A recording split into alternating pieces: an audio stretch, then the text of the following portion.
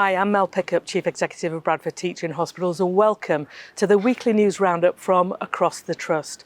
It's great to be back in the UK after a lovely couple of weeks on leave, and it's fantastic that the weather has brought me outside once again. Now this week we're celebrating the historic award of the George Cross to the National Health Services of the United Kingdom. We also catch up on the amazing efforts of colleagues at our recent Dragon Boat Festival. But first, whilst most people come into our hospitals to get better, end-of-life care will always be an important part of the work that we do to support patients and their families. Here's Liz Price and Paul Fernandez from our palliative care team to tell us how well the team's work is reflected in the National Audit for Care at the End of Life. End-of-life care is so important. We only have one chance to get it right for the patients and their families. Our results were really good. We were absolutely delighted with them. They demonstrated that our end-of-life care had improved from the previous audit. We found that we'd done better than the national average for a lot of the categories. For example, communicating with patients and their families. Although we did really well, we know that we can still do a little bit better. Obviously, due to the pandemic, it's been difficult for us to provide education, but we're restarting and we've got lots of dates, so the information is all available on our webpage, on the intranet. We are always aiming to improve, and taking part in the national audit for care of the dying patient, for example, is a way of doing that, monitoring how we provide a service. And I think for us the priority at the moment is to establish our 7-day working to provide care for patients and their families and support staff. Thanks Paul and Liz. Well done to everybody who has been involved in the audit and in delivering that incredible care.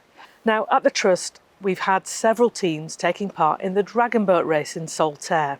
They've had a lot of fun and so far they've raised over £8,000 for our hospital charity.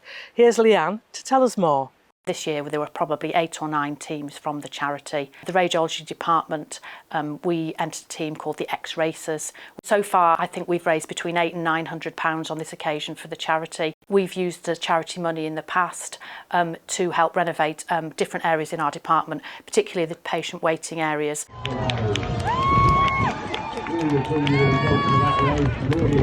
We had a fantastic day, a really good team spirit. Lots of people from our department came to support us and cheer us on. We were quite competitive this year, which we hadn't always been in previous years, but everyone got behind us, everybody worked really hard and portrayed that team spirit, which I hope that we can bring back to the department and carry on as we carry on during our working week as well.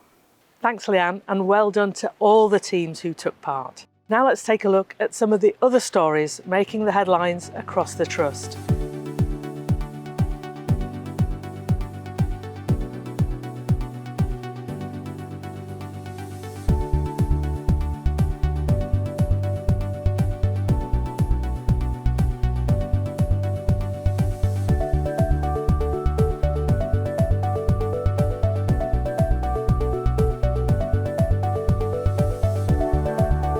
Today is the NHS's 74th birthday and we're holding a tea party for the charity. So we're just going to have a great time and celebrate all the NHS workers. They deserve to have a break and a brew.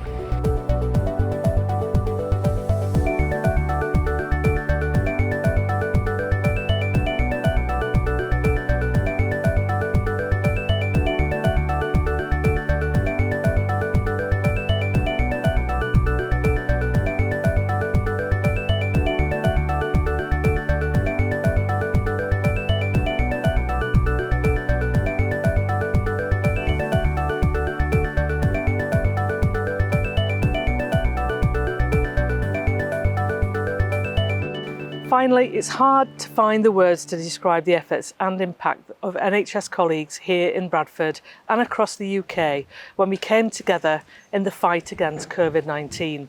And so it's fitting that the Queen has this week awarded the George Cross, the country's highest civilian gallantry award, to the UK's National Health Services. Let's take a look back at some of the incredible work that we did during the pandemic here in our city.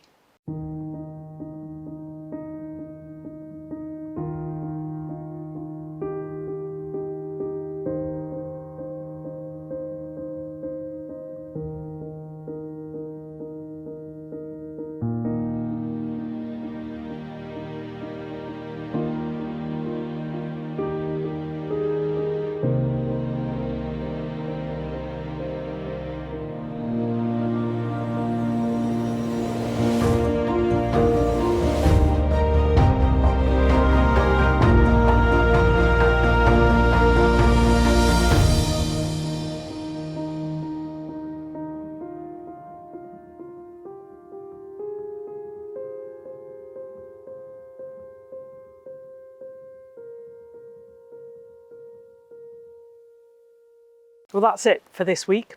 I hope that all our Muslim colleagues, patients and communities enjoyed their Eid celebrations last week. As usual, our latest news and updates can be found on our social media channels, Twitter, LinkedIn and Facebook. Now, it's going to be a really hot one this weekend, so keep cool, keep hydrated and keep well, but enjoy.